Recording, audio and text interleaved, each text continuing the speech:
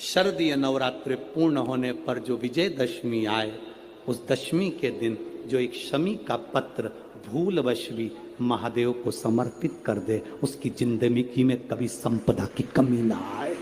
एक शमी का पत्र, एक शमी का पत्ता 14 करोड़ सोने की मुद्रा से प्रबल है।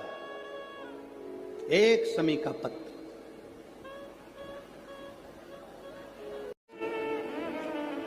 बर्तंतु कौत्स से कहे मुझे 14 करोड़ सोने की मुद्रा चाहिए। गुरु परीक्षा लेता है।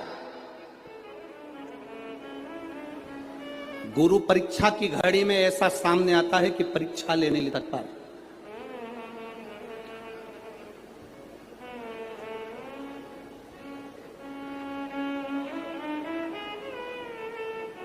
ली परीक्षा, 14 करोड़ सोने की मुद्रा। कौत्स गया तुरंत राजा रघु के पास। राजा रघु से कहा, महाराज 14 करोड़ सोने की मुद्रा मेरे गुरु जी को देना है, मैं ब्राह्मण का बालक हूं, आप दे दो। राजा रघु ने कहा 14 करोड़ सोने की मुद्रा देने के लिए मना नहीं, पर मैंने अभी यज्ञ करा था, उस यज्ञ में मैंने सोने की मुद्रा सब संतों को, ब्राह्मण जन को बांटी है।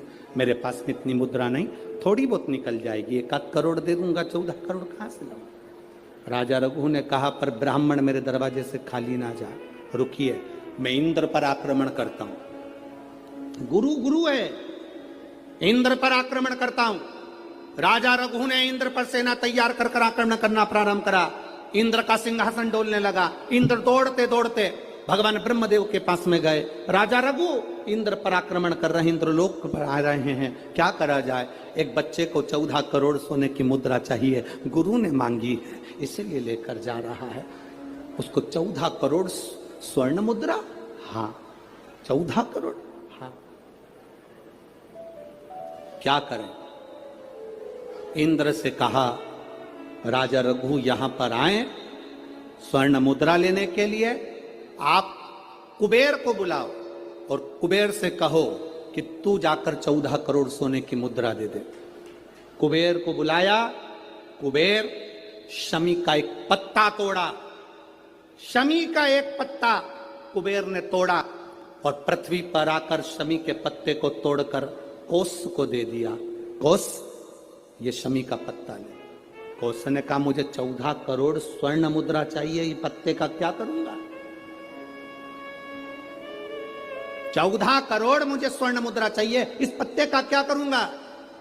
तब कुबेर ने जो पत्ता दिया और कौत्स से कहा कि यह बर्तन तू महर्षि को ले जाकर दे देना, वह महर्षि समझ जाएंगे इस पत्ते में क्या है। बर्तन तू महर्षि के पास में एक शमी का पत्ता ले जाकर कौत्स ने दिया। कौत्स ने जैसे ही दिया, बर्तंतु ने उस पत्ते को अपने सिर से लगा लिया और जान गया ये मेरे महादेव का शमी का पत्र है। एक पत्ते में 14 करोड़ सोने की मुद्रा का फल होता है। 14 करोड़ सोने की मुद्रा का फल एक शमी के पत्ते में होता है। तुरंत बर्तंतु महर्षि ने शंकर की आराधना कर कर शिव जी से हाथ जोड़कर प्रार्थना करी, बाबा प्रकट हो। देवादिदेव महादेव प्रकट होकर कहते हैं, बर्तंतु मांगो तुम्हें क्या चाहिए? बर्तंतु कहते हैं, बाबा शरदीय नवरात्रि पूर्ण होने पर जो विजयदशमी आए, उस दशमी के दिन जो एक शमी का पत्र भूलवश भी महादेव को समर्पित कर दे, उसकी जिंदगी में कभी संपदा की कमी ना आए। एक शमी का पत्र, एक शमी का पत्ता 14 करोड़ सोने की मुद्रा से प्रबल है। एक शमी का पत्र। आज भी कई जगह पर विजयदशमी के दिन, कई स्थानों पर विजयदशमी के दिन शमी पत्ते का लेन देन होता है। शमी के यहाँ होता है कि नहीं होता हमको स्मरण नहीं है, महाराष्ट्र में तो, पर कई जगह पर होता है। यहाँ पर भी शमी का जो पत्र होता है, विजयदशमी के दिन लोग देकर उसको प्रणाम करते हैं, माता पिता को नमन करते हैं। क्यों? आप अपने बच्चे हो, आपसे पूछेंगे, आपकी औलाद आपसे पूछेगी, आपके आने वाली पीढ़ी आपसे पूछेगी, माँ ये कौन सा नाटक बनाकर रखा है तुम लोगों ने? समी का पत्ता दे, समी का पत्ता ले, मिलने जाओ तो समी का पत्ता क्यों लिया दिया जाता है? बच्चे पूछेंगे, आज की पीढ़ी बहुत प्रश्न करती है, उसको उत्तर देना पड़ेगा कि एक पत्ते में 14 करोड़ स्वर्ण मुद्रा का फल होता है। एक शमी के पत्र में आज के बच्चे जो प्रश्न करेंगे उसका उत्तर देने के लिए तुम्हें तैयार रहना पड़ेगा। उस उत्तर को तुम्हें देना पड़ेगा कि ये शमी का पत्र विजयदशमी पर क्यों लेन देन किया जाता है, शमी का पत्र क्यों शिव के मंदिर में जाता है, शमी के पत्र की मूलता क्यों होती है, इसको समझाना। एक शमी पत्र में वो फल है।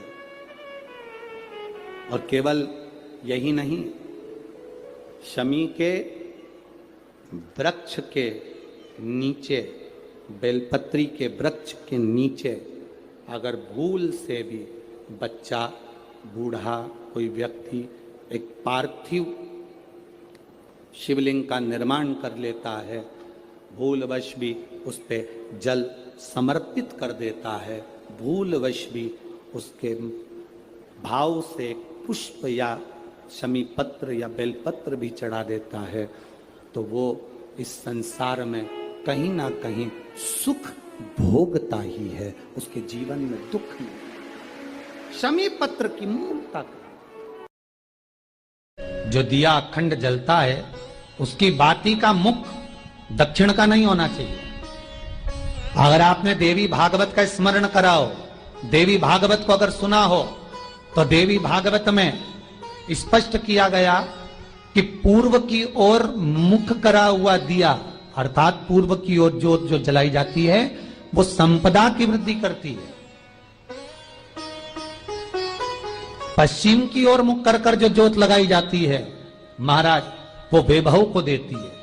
और उत्तर की ओर जो मुख कर कर ज्योत जलाई जाती है, उत्तर की ओर जो ज्योत का मुख रहता है वो आयु की वृद्धि करती है, घर में अकाल मौत को रोकती है।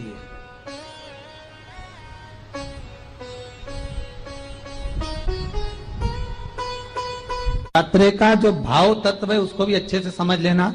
दक्षिण की ओर ज्योत ना लगाएं, अगर आपको लगाना है पूरब की लगाएं, पश्चिम की लगाएं या उत्तर की लगाएं। और जितने दिन महारानी जगदम्बा जगत धात्री दुर्गा भवानी, अब की बार माता जी घोड़े पर आई है, हर बार देवी बदल बदल के आती है, इस बार जो नवरात्रे आए वो घोड़े के आए। तो घोड़े पर जो देवी जी आती है वो समृद्धि को देने वाली आती है, लक्ष्मी की वृद्धि करने वाली आती है। जैसी घोड़े की रफ्तार होती है उस रफ्तार से लक्ष्मी घर में आती है। कमाई के स्रोत रोक दिए, धन रोक दिया, चिंता मत करना। मेरी मां जगत जननी दुर्गा भवानी अब की बार घोड़े पर आई है, साल भर में इतना धन दे देगी कि आपने पीछे के 4 साल में नहीं कमाया होगा, इतनी मेरी मां भंडार भर देगी। ये घोड़े पर आई है, कोई साधारण नहीं हो सकता।